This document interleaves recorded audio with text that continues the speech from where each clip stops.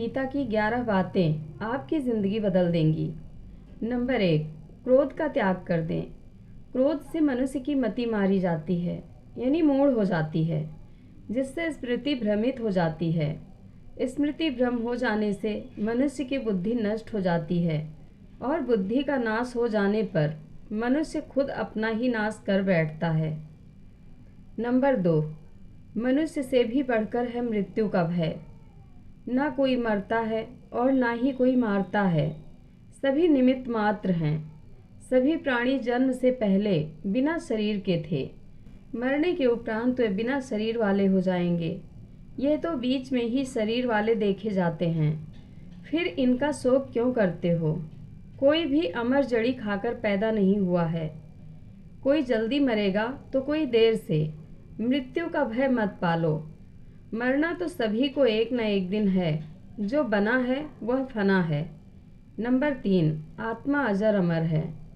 आत्मा को ना कोई शस्त्र काट सकते हैं, ना आग उसे जला सकती है, न पानी उसे भिगो सकता है, न हवा उसे सुखा सकती है। जो लोग यह मानते हैं कि मरता सिर्फ शरीर है, आत्मा नहीं। मेरे अपने जो मर गए, असल में वे मरे नहीं हैं। उन्होंने तो देह छोड़ी है, वे कहीं और जन्म लेंगे। ऐसे लोग ही सच्चा मार्ग ढूंढ लेते हैं। नंबर 4, कोई हमारा अपना नहीं है। गीता में श्री कृष्ण अर्जुन से कहते हैं कि हे अर्जुन, तेरे और मेरे कितने ही जन्म हो चुके हैं। आज जिसे तू अपना समझ रहा है, वे पूर्व जन्म में तेरे नहीं थे। मेरे और तेरे बहुत से जन्म हो चुके हैं। मैं उन सभी जन्मों के बारे में जानता हूँ, लेकिन तू नहीं जानता। नंबर 5, कर्मवान बनो, आस्थावान नहीं। कर्म पर ही तुम्हारा अधिकार है, लेकिन कर्म के फलों में कभी नहीं। इसलिए कर्म को फल के लिए मत करो और ना ही काम करने में तुम्हारी आसक्ति हो।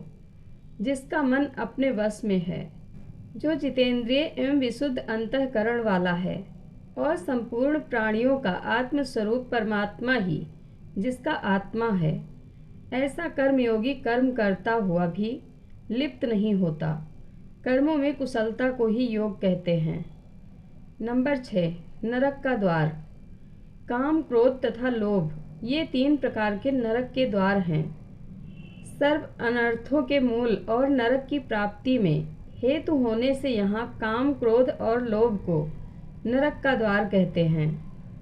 आत्मा का नाश करने वाले अर्थात उसको अधोगति में ले जाने वाले हैं।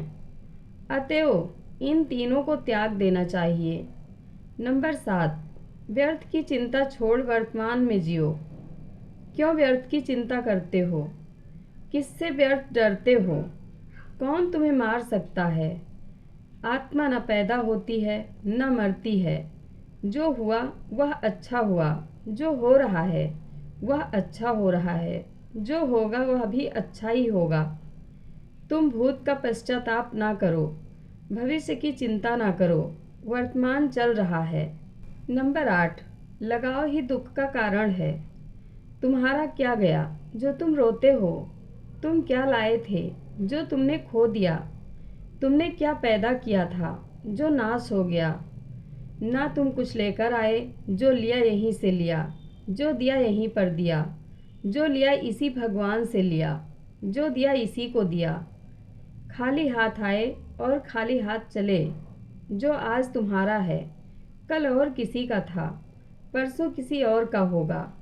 तुम इसे अपना समझकर मगन हो रहे हो। बस यही प्रसन्नता तुम्हारे दुखों का कारण है।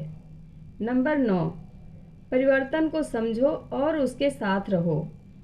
परिवर्तन संसार का नियम है। जिसे तुम मृत्यु समझते हो, वही तो जीवन है। एक क्षण में तुम करोड़ों के स्वामी बन जाते हो, दूसरे ही क्षण में तुम दरिद्र हो जाते हो।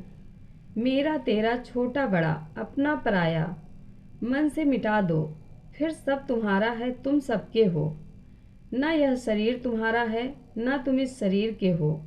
यह अग्नि, जल, वायु, पृथ्वी, आकाश से बना है और इसी में मिल जाएगा, परंतु आत्मा स्थिर है।